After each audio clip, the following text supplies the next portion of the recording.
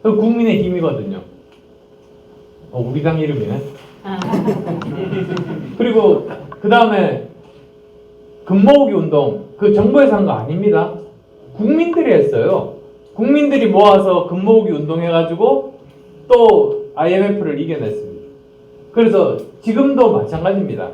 지금 세계사를 보면 항상 저 기존의 강대국과 기존의 패권국과 신흥 강대국이 서로 싸울 때 한반도가 전쟁터가 됐어요. 근데 지금이 그때입니다. 미국과 중국의 패권 전쟁이 시작되고 그 사이에 대한민국이 껴서 미국이 지금 IRA법부터 칩보 가입하라고 하고 중국은 중국대로 막 우리나라 압박하고 뭐 여러 가지 손실들 이런 제재 가하고 막 이러지 않습니까? 여기서 생존해야 되는 그런 지금 상황이거든요. 그래서 진짜 국민 통합이 필요합니다. 그런 상황이고요. 그 다음에 또 자강 안보가 필요합니다. 지금 미국에서 걱정하는 시나리오가 5년 후입니다. 5년 후에 시진핑이 4번째로 집권하려고 하려면 계기가 필요해요. 그럼 그 계기가 뭘까를 미국 학자들이 연구를 했습니다. 그리고 이건 약간 비밀이거든요. 아마 2, 3급 비밀 정도는 될 텐데 제일 확률이 높은 거를 대만 침공으로 봅니다. 그리고 미국에서 그 시나리오대로 중국이 대만을 침공하면 오키나와하고 주한미군을 빼기로 돼 있어요. 근데 주한미군을 빼면 김정일이 가만히 있겠습니까? 그러면 사실 우리나라가 대책을 세워야 되는 겁니다. 그래서도 저는 그런 시나리오를 예상해서라도 우리는 국방비를 늘려야 된다. 그리고 또 국방비를 늘려가지고 수출을 많이 하면 되죠. 지금 극초음속 미사일 아무도 못 맞거든요. 그래서 지금 일본하고 미국하고 손잡고 무기 개발을 시작을 하고 있는데 우리도 뛰어들어가지고 하면 되거든요. 그래서 만약에 성공하면 우리가 수출하면 됩니다. 그래서 우리 스스로의 몸을 물론 한미동맹도 믿지만은 우리 스스로도 우리를 지킬 수 있는 실력을 길러서 김정은이가 뭐 그때 되면 뭐 심장마비로 죽고 그 밑에 따위 할 수도 있겠습니다만 그때라도 우리가 살아야죠. 착각 못하게 만들어야지. 그래서 자강 안보가 필요한 겁니다. 우리 스스로 우리를 지키자. 그리고 외교 강국이 이제 마지막인데요. 이게 제가 외교통일위원회 위원이어서 외국에 나가보면 슬픈 현실이 대한민국이, 제가 객관적으로 말씀드릴게요. 대한민국 별로 안 좋아합니다. 외국에서.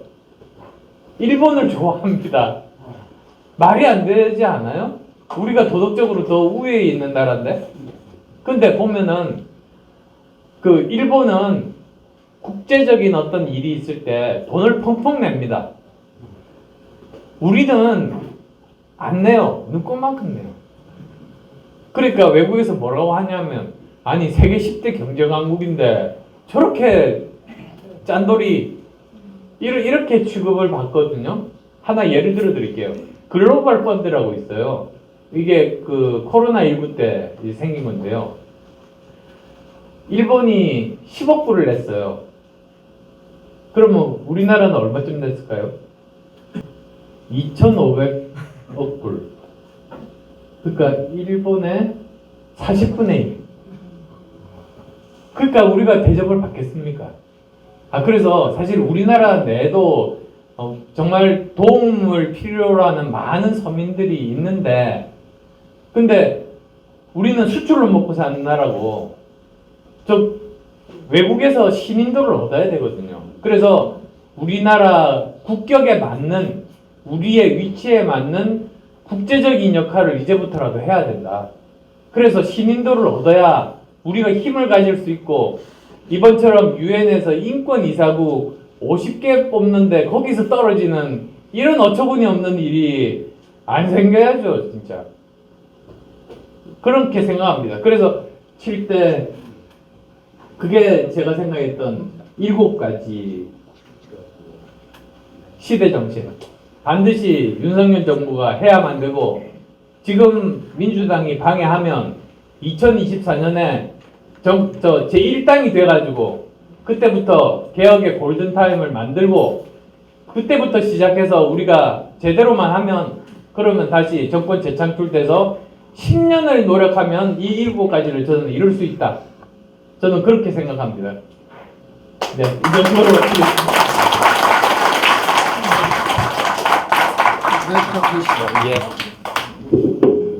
예, 오늘 이렇게 짧은 시간에 명강의를 압축해서 국가 정책 방향과 또 우리 오신 분들한테 이렇게 메시지를 사실 계획했던 것보다 많이 짧아졌습니다. 그죠?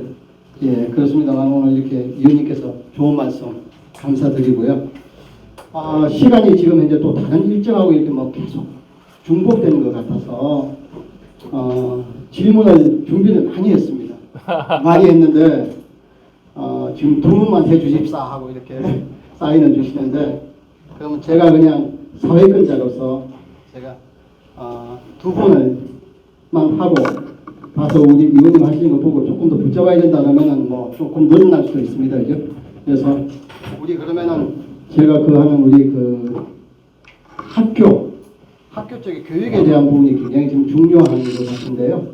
우리 그 박상규 우리 부산 시내 그 사립 중등학교 우리 교장 선생님께서, 정회 회장님께서, 네, 전연합회 회장님이시죠. 우리 박상규 한 말씀, 우리 부산 교육이나 우리 미래 교육에 대해서 한 말씀 해주시죠. 간단하게 지금 부산 시내에 유치원에 초등학교에 지금 중학교는 남자 중학교 여자중학교 그게 합칩니다. 이 동성중학교 누구로 따고 있습니다. 예. 중학교가 이래서 남성 반분들 합치니까. 그리고 고등학교도 지금 저도 학교 고등학교도 지금 올해부터 두 클래스씩 많이 줄어들어가지고. 그래서 지금 현재 부산 시도구로 국가에서 앞으로 사람이 학생들이 없기 때문에 지금 전문대학은 거의 막 80~90%가 지금 무너져가지고, 또 지방 사립대학교 같은 요번에 대학에 그 수시 모집할 때도 학생이 없습니다. 저 옛날에 와서 고등학교 와서 막 빌 정도로 했는데, 심지어 뭐 부총장급이 고등학교 와서 학생을 달라고 해서 한 학교에 정해가지고 와서 애를 달라고 해서 학생이 없습니다. 그래서 우리나라에 앞으로 국회도 그렇고 정부도 그렇고 미래 앞으로 학생들이 없을 때 그 미래의 교육이랄까, 앞으로 미래의 발전 이런 걸 조금 연구를 해줘야 되는데, 부산시도 마찬가지입니다. 앞으로 미래의 어떤 연구 발전 어떻게 이걸 하게 되면 앞으로 이렇게도 좀 희망이 있고, 또 뭐 학교 선생님이나 학생들도 잘 감축을 하는데 정부에서 어떤 최근 좀 방안을 마련해서 이렇게 하겠다 하고 그런 방안을 좀 마련해 주시면 부산 교육에도 좀 전국적으로 다 마찬가지입니다. 저는 학령 인구 감소로 그 대학을 구조조정한다, 이 말이 모순이라고 보는 사람입니다. 왜 그러냐면 이제는 대학의 역할이라는 것이 20, 30대만 키우는 것이 아니고 전 인구가, 저는 학령 인구가 되어야 된다, 저는 그렇게 생각하거든요. 수명이 늘어나고 4차 산업혁명으로 없던 새로운 일자리가 생기고 해서 보통 지금 젊은 사람들만 하더라도 아마 직업이 2개 내지 3개가 될 겁니다. 그렇게 되면 평생 교육을 받아야 되는 거거든요. 좋은 예가 미국의 커뮤니티 칼리지입니다. 미국 다녀보신 분은 아시겠지만 커뮤니티 칼리지라고 곳곳에 있어요. 근데 거기서는 그냥 아무나 정말 회사 퇴근하고 저녁에 가서 강의 듣고 주말에 가서 강의 듣고 그러면서 학위를 따든지 자격증을 따든지 하면서 빨리 발전하는 분야는 자기가 계속 거기서 자기 실력을 키우고요. 또 그렇지 않으면 다른 세컨드 잡으로, 다른 직업으로 옮길 때 준비를 하게 돼, 그렇게 합니다. 그렇게 하면서 평생교육센터로서의 역할을 하거든요. 그래서 저는 사실 이 학교 시설이라는 게 이게 간단하지가 않은 역사를 가지고 있잖아요. 그리고 시스템이라는 것도 만들 때까지 엄청나게 노력이 드는데 이걸 그냥 구조조정한다고 완전히 없애버리면 그거는 국가의 낭비라고 봅니다. 그래서 오히려 저는 이런 교육기관을 그 지역의 평생교육센터로서 활용을 하는 겁니다. 그러면 그 시설도 활용을 할 수가 있고 선생님들도 활용을 할 수가 있습니다. 그 다음에 또 하나 우리가 유의해 봐야 될 것이 사실은 그 유치원하고 그 다음에 초등학교하고를 맞벌이가 가능하게 만들어야 되는 거거든요. 그래서 예를 들면 제가 독일에 있을 때 보니까 독일은 전일제 초등학교가 있습니다. 그러니까 보통 한두 시 정도까지 정규 교육을 마칩니다. 그 다음에는 원하는 학생들은 남아있으면 선생님들이 다른 사람들로 바뀝니다. 거기에서 예술이나 체육이나 코딩 교육이나 인공지능이나 이런 것들을 가르쳐요. 그러면서 저녁 8시까지 애를 돌봐줍니다. 보육 및 교육을 하는 거죠. 그렇게 되니까 외국 같으면 독일 같으면 여성들이 일을 많이 하거든요. 우리나라는 그게 안 돼 있으니까 할 수 없이 한 사람이 그냥 경력 단절이 될 수밖에 없는 거죠. 대부분 여성이 그 피해를 받는 거죠.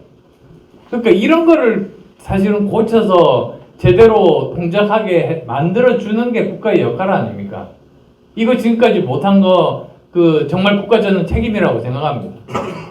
이것만 바꾸면 우리는 다시 교육 시스템도 그렇고 많은 사람들의 미래에 대한 준비도 그렇고 다시 저는 살아날 수 있다 그렇게 믿습니다.